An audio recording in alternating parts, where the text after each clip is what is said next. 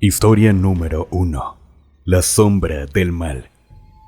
Mi nombre es Verónica, y esta es una historia que no solo me pertenece a mí, sino también a mi esposo, Andrés, y a dos de nuestros amigos más queridos, mi mejor amiga Lidia y su esposo Víctor.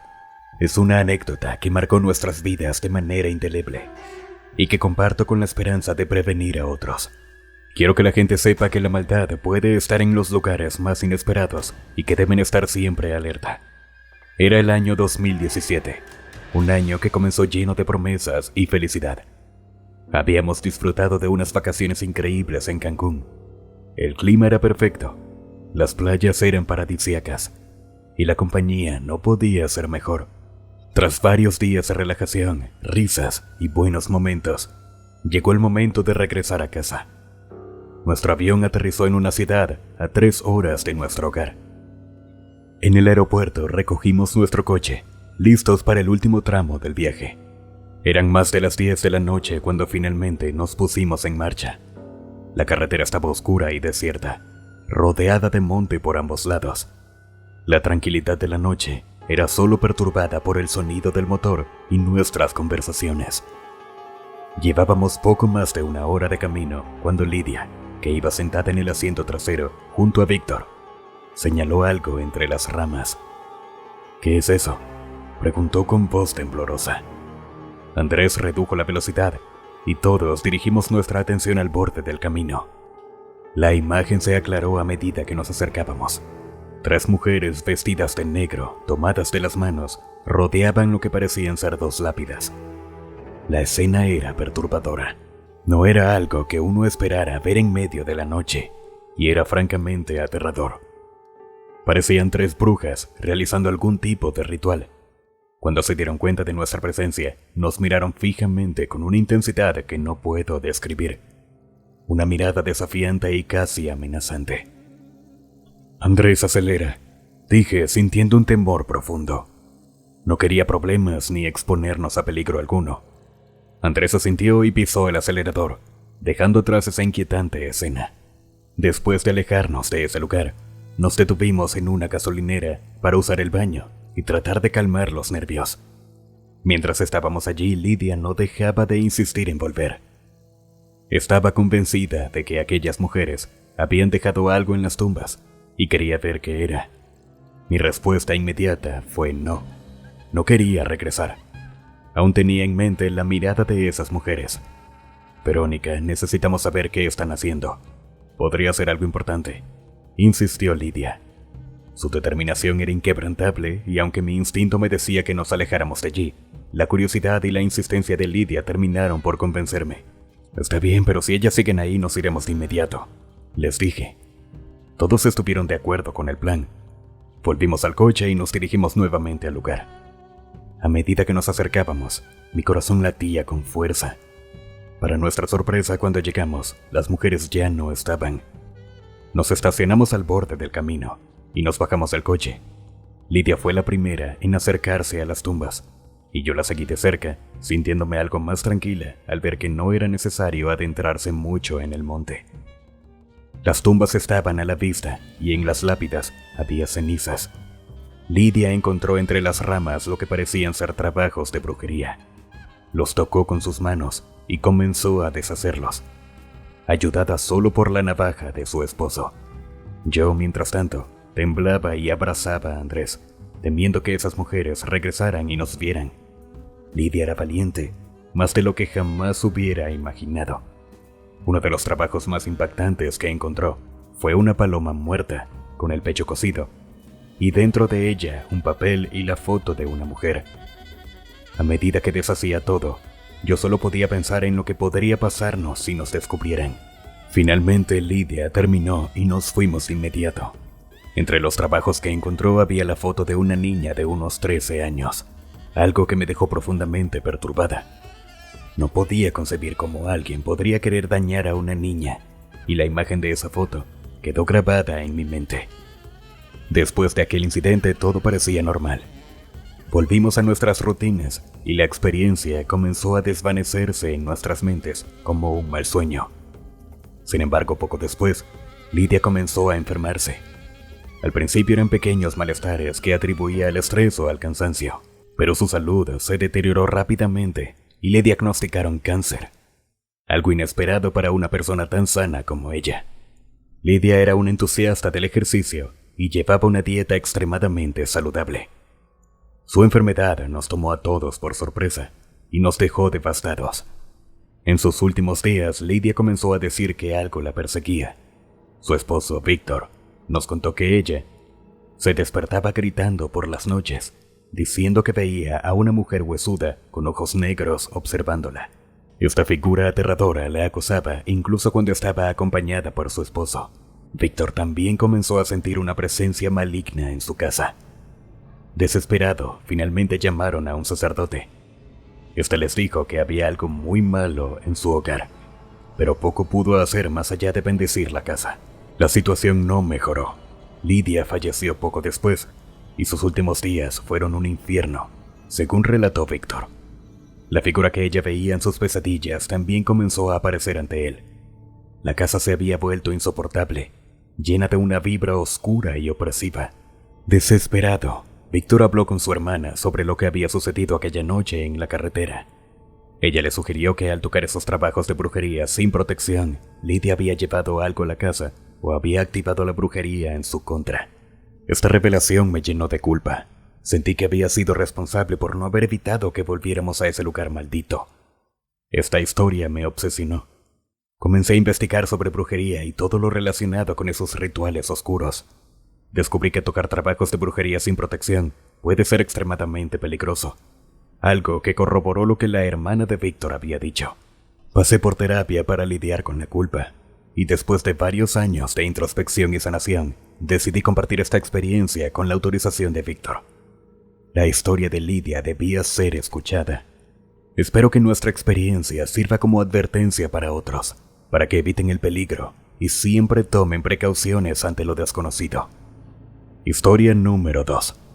El espectro de Aranza. Mi nombre es Ramón y quiero compartir una experiencia increíble y en cierto modo escalofriante que viví junto a mi esposa, Clara. Fue una noche durante un viaje a Piedras Negras, donde Clara nació, y donde íbamos a pasar las vacaciones de Semana Santa con su familia. Aquella vez, por motivos de trabajo, salimos más tarde de lo planeado, y por primera vez viajábamos de noche por carretera. Habíamos avanzado bastante cuando Clara se quedó dormida, mientras yo manejaba y escuchaba música para mantenerme despierto. De repente noté algo inusual en la carretera. Un hombre mayor iba en su bicicleta a la orilla, pero lo que realmente llamó mi atención fue el pequeño remolque atado detrás, en el que viajaba una niña de alrededor de 4 años. La sorpresa me hizo despertar a Clara, y cuando ella vio al hombre y a la niña se quedó igual de impactada que yo. Nos preocupaba que un anciano llevara a una niña pequeña en bicicleta por una carretera desierta a esas horas. Clara, indignada, me pidió que disminuyera la velocidad para no perderlos de vista. Quería asegurarse de que la niña estuviera bien. Seguimos al hombre durante varios kilómetros. La niña, sentada de espaldas hacia nosotros, no se movía, y el hombre seguía pedaleando sin voltear. Finalmente el hombre giró hacia un camino de tierra que se adentraba en el monte. No había ninguna luz ni señales de viviendas, lo cual nos preocupó aún más. Clara insistió en que nos detuviéramos para ver a dónde se dirigían. Estacioné el coche y Clara se bajó rápidamente. La seguí preocupado por su seguridad. Cuando alcanzamos al hombre lo vimos recolectando flores del carrito, pero la niña ya no estaba. Clara se acercó y al percatarse de nuestra presencia, el hombre se mostró sorprendido. ¿Dónde está la niña?, le preguntó Clara. El hombre, con una expresión de desconcierto, preguntó: ¿Cuál niña? Clara insistió en que habíamos visto a una niña pequeña sentada en el carrito y le preguntó dónde estaba. El hombre, con lágrimas en los ojos, se quitó la gorra y nos pidió que nos acercáramos. Su aspecto inofensivo me dio confianza y me adelanté para proteger a Clara. Señaló una pequeña cruz en el suelo. «Es mi nieta Aranza», dijo con voz quebrada. «Ella falleció aquí el año pasado en un accidente junto con su madre. Vengo a traerle flores cada mes». Nos quedamos perplejos. Al leer la cruz confirmamos que era una niña de apenas 4 años. El hombre explicó que el carrito que llevaba era el mismo que usaba para pasearla en su rancho cercano. Si vieron a una pequeña es mi Arancita, que siempre está conmigo, comentó con tristeza.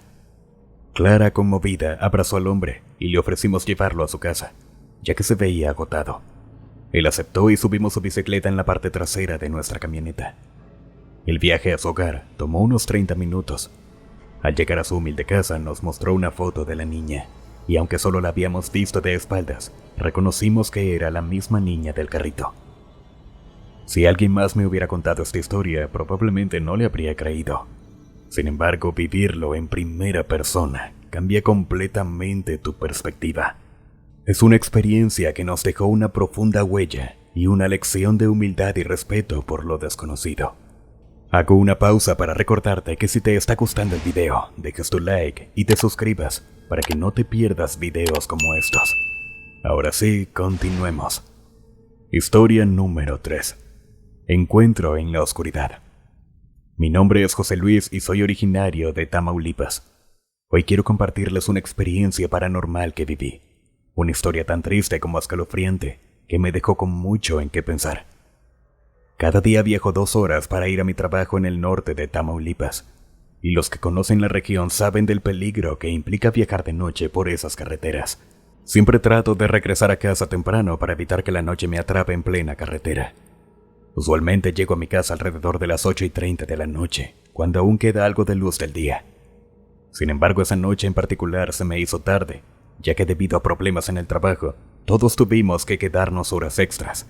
No quiero entrar en detalles, pero eso me retrasó considerablemente. Esa noche, cuando salí hacia la carretera, ya eran las 8 en punto, y la luz del día se desvanecía rápidamente. En cuestión de minutos, la oscuridad se apoderó del camino.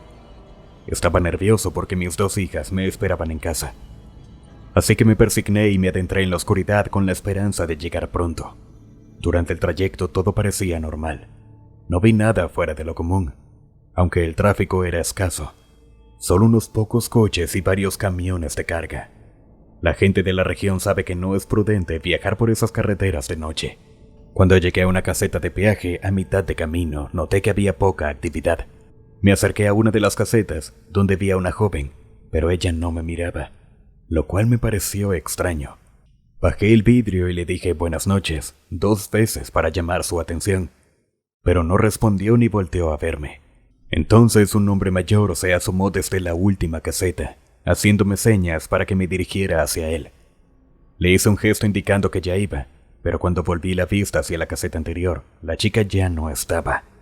La situación era desconcertante, pero mi urgencia por llegar a casa era mayor, así que continué. Cuando llegué a la otra caseta, el hombre me explicó que esa era la única en funcionamiento a esas horas.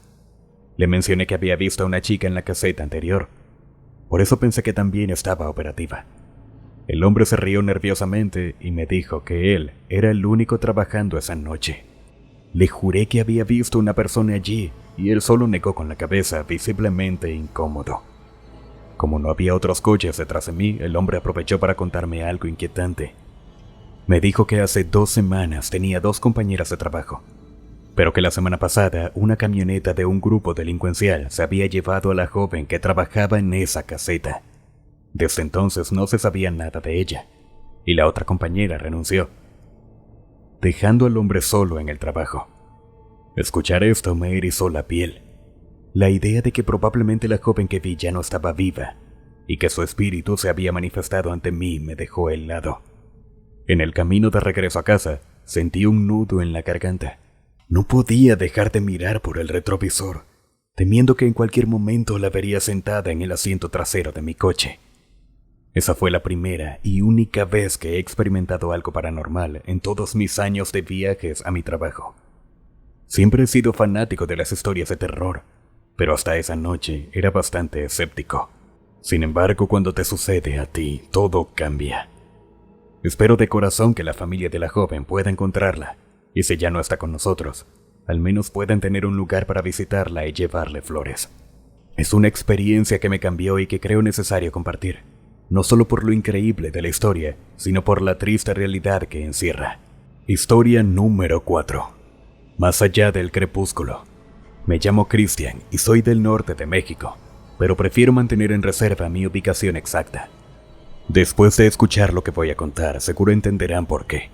Hace unos años, 2 primos y yo regresábamos a casa, después de un fin de semana en la playa. Teníamos 22 años en ese entonces, y como estudiantes universitarios, debíamos estar de vuelta para nuestras clases del lunes. La noche del domingo, alrededor de las 8, el sol se ponía lentamente, dejándonos en la penumbra. Aún nos faltaban unas 2 horas de camino para llegar a nuestra ciudad, cuando mi primo, quien iba al volante, anunció que estábamos bajos de gasolina.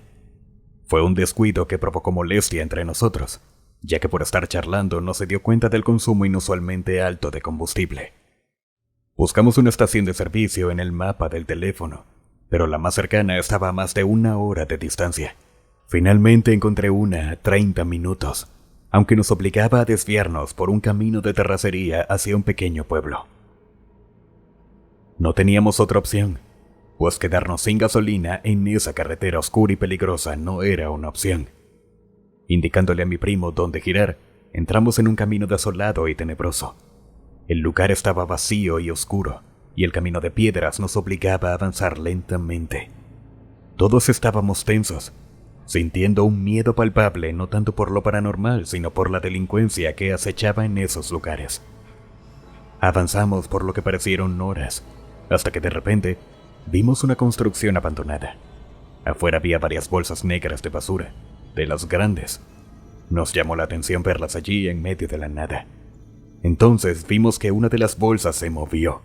Los 3 vimos el movimiento brusco, y mi primo soltó una exclamación de sorpresa mientras comenzaba a frenar. Le pregunté qué estaba haciendo, diciéndole que no se detuviera, pues estábamos en una zona peligrosa. Él respondió que podría haber un animal atrapado en la bolsa y que debíamos ayudarlo. Aunque todos teníamos miedo, no podíamos ignorar la posibilidad de que algún ser vivo estuviera sufriendo.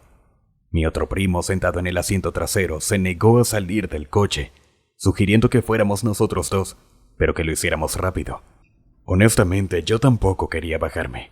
Sentí un miedo irracional que me decía que no lo hiciera, pero no quise dejar solo a mi primo. Con las linternas en nuestros teléfonos, nos acercamos a la bolsa que se movía. El lugar olía horriblemente mal. Le sostuve el teléfono a mi primo para que pudiera abrir la bolsa mientras yo alumbraba. Al abrirla, lo que vimos fue indescriptible. Manos, pies y otras partes de cuerpos humanos, todas cortadas. No había ningún animal, solo restos humanos. Mi primo comenzó a vomitar y yo me quedé paralizado. Quería correr, pero el shock era tal que no podía moverme. Todo se volvió borroso y lo siguiente que recuerdo es a uno de mis primos jalándome del brazo y empujándome de vuelta al coche. Arrancamos rápidamente hacia la gasolinera del pueblo cercano, donde finalmente pude reaccionar y empezar a procesar lo que había visto. Llegamos a la gasolinera y comencé a llorar. Mi primo que conducía estaba demasiado afectado para seguir, así que su hermano tomó el volante. Lo peor fue que no había otra salida, así que tuvimos que regresar por el mismo camino. Condujo lo más rápido posible y yo, agachado, trataba de no ver la escena nuevamente. Sentí un alivio inmenso cuando mi primo anunció que estábamos de vuelta en la carretera principal. Aunque salimos físicamente ilesos de esa experiencia, las secuelas emocionales fueron profundas. Esa noche quedó grabada en mi mente, dejándome con una sensación de horror permanente. La imagen de esos restos humanos y el movimiento inexplicable de la bolsa me persiguen hasta hoy. Lo más desconcertante es que los 3 vimos claramente cómo la bolsa se movía, pero nunca encontramos una explicación lógica para ello.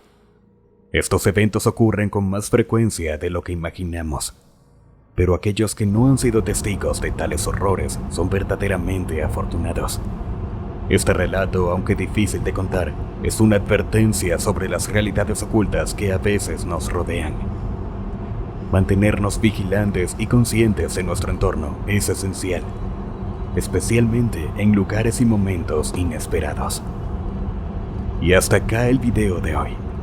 Recuerda dejar tu like si te ha gustado el video y suscríbete activando la campanita de notificaciones para que no te pierdas más videos como estos. Nosotros nos vemos en la próxima.